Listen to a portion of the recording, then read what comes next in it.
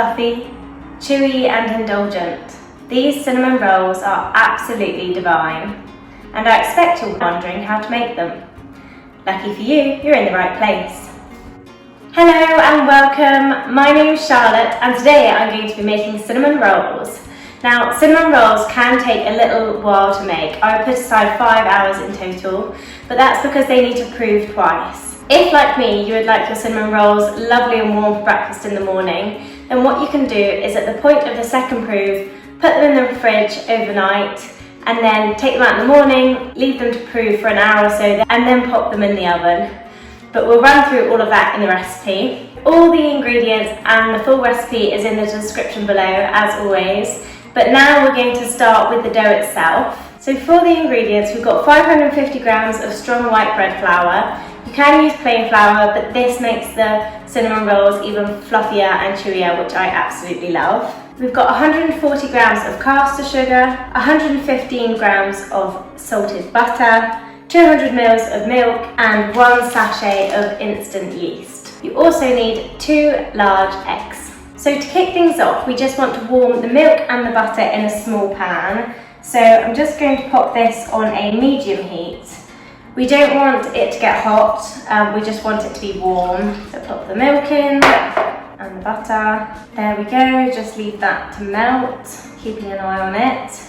Now while they're melting, I'm just going to beat my 2 eggs, ready for them to go in. 1, 2, give them a whisk. And then we're going to grab a bowl and we're just going to sieve our flour into this bowl.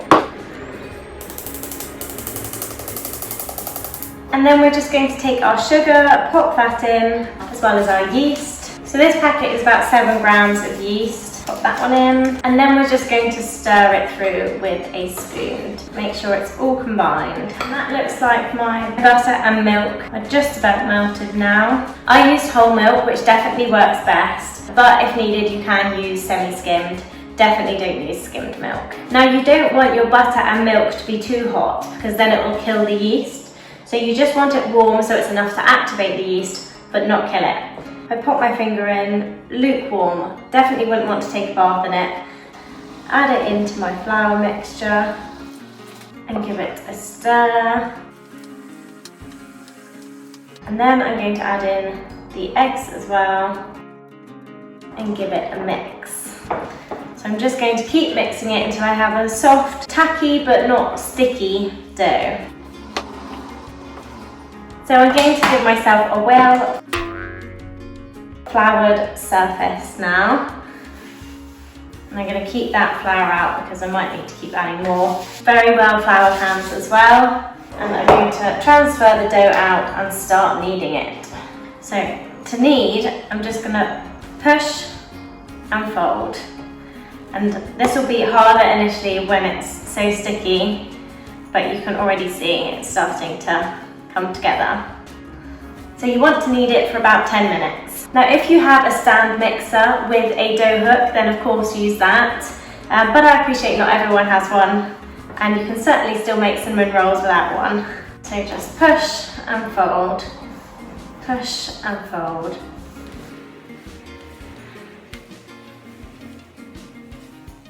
Now particularly if you're kneading by hand, don't give up and cut corners. Make sure you do that full 10 minutes. And what you're wanting to see is a nice round dough that when you press it, it springs back up. So that one's getting there, but I've not done my 10 minutes yet, so I am going to keep going.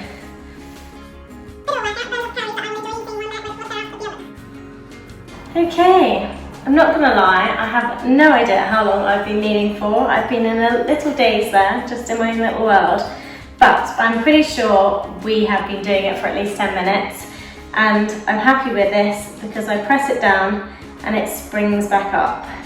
So now I'm just going to pop this in a bowl that I have sprayed with cooking spray, just so it doesn't stick. And then if you cover it with a clean tea towel and pop it somewhere warmish. So if you've got a warming drawer, then that's perfect. Otherwise an airing cupboard or just sort of a warm little corner of your house. And basically we want it to double in size. So remember what it looks like now.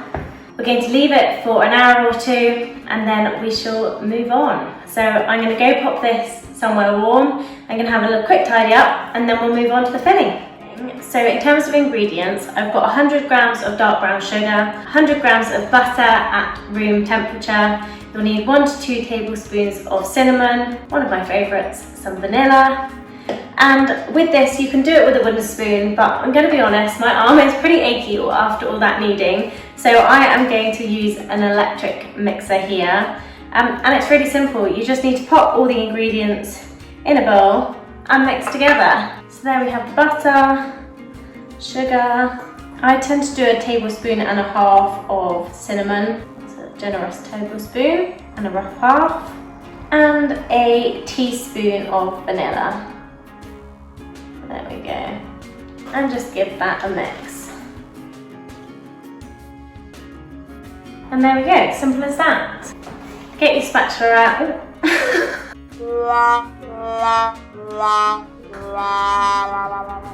Looks like I need a new spatula. Get your spatula out and give it a mix if needed, just to make sure it is fully combined. So this can now just be put aside. Don't pop it in the fridge because you want to keep it nice and soft for spreading on your dough. And then we're on to arguably the best bit, which is of course the frosting. Now my comment about the frosting being the best bit only stands if it's cream cheese frosting, which of course this is. So in terms of ingredients, we've got 225 grams of cream cheese, more vanilla, 115 grams of softened butter, 250 grams of icing sugar, and again, you can use a wooden spoon or you can use your hand mixer. To start off, just pop your cream cheese and your butter into a bowl and start by just mixing those to make sure that they're fully blended. It does go through a stage of looking a little bit like cottage cheese, but that's why it's so important to keep going. And then you're just going to sieve in your icing sugar just to make sure that there's no lumps.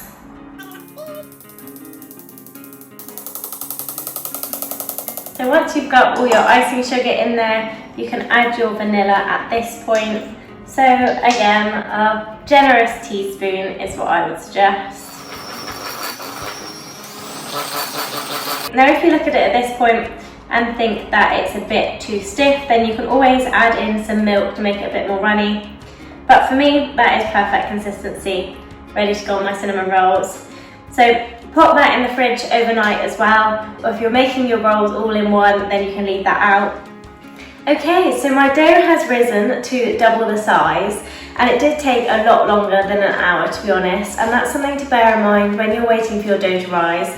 It's more about the size rather than the time. Yeast is so sensitive, and a slight change in temperature or environment can mean that it will take longer or less time to rise. So trust the process. Mine was taking a little bit of a long time in the airing cupboard, so all I did was pop it in the oven with a tray of boiling water. The oven wasn't on, but that really got the dough rising, and now here we are. So what we want to do now is basically get rid of the bubbles, and we're just going to do this with our fingers. And as we do it, we're going to start trying to sort of push it into a rectangle shape.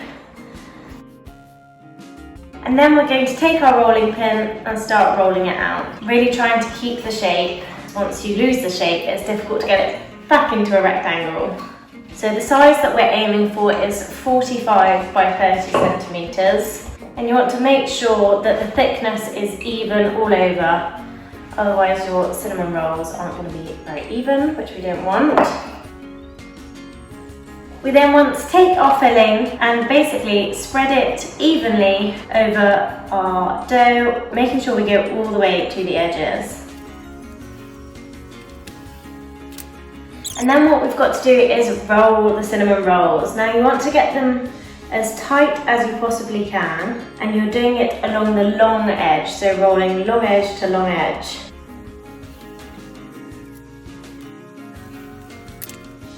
So once you've got your cinnamon rolls all rolled up, you need to prepare your tin. So I've got a tin here as opposed to a glass dish. I find they work better, and you just want to grease it with butter. So I've already done that. And then in terms of cutting it, the best thing to use is actually dental floss. You can use a knife, but that tends to squash the cinnamon rolls and you have to then sort of reshape them again. So with dental floss, this creates a really clean cut and it doesn't misshape your cinnamon rolls. So all you want to do is pop the floss underneath your roll, bring it to where you want to chop it and bring it down in half like that. Look at that. Wow. I'm so impressed with that swirl. Last few to go. Look at those. So they've got some space just to rise up. So if you're baking them all in one go, then just cover them in a tea towel and leave them to prove again for an hour or so until they fill up in this tin. If, like me, you're off to bed shortly, then wrap them tightly in cling film and pop them in the fridge. And then in the morning when you wake up, as soon as you wake up, take them out the fridge and leave them to reach room temperature. That's when they'll do their proving and then we can pop them in the oven. So I'm going to leave these in the fridge overnight and I shall see you in the morning.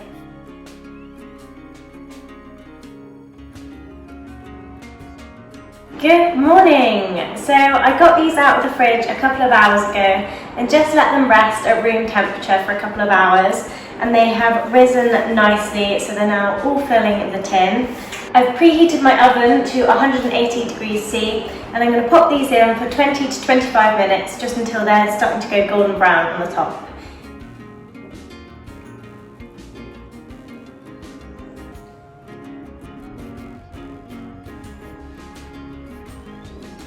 So these are looking great, I'm really pleased with them. They came out the oven about 5 minutes ago, so I just gave them 5 minutes to cool and now I'm going to go ahead and pop on our cream cheese frosting. And it's really up to you how much you put on. I'm not going to put all of this on straight away because I appreciate that not everyone likes cream cheese frosting as much as I do. So there we go, I've got the frosting all on there now. I'm just going to leave them to cool for about 20 minutes or so, just so they're not quite so piping hot when I give one a try.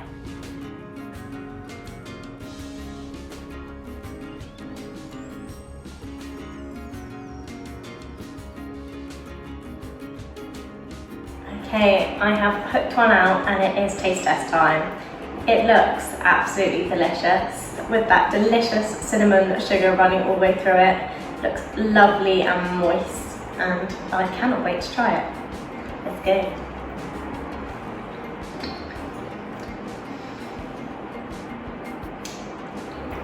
Wow, that is delicious. I think that might be one of my best. Lovely and soft and fluffy and chewy.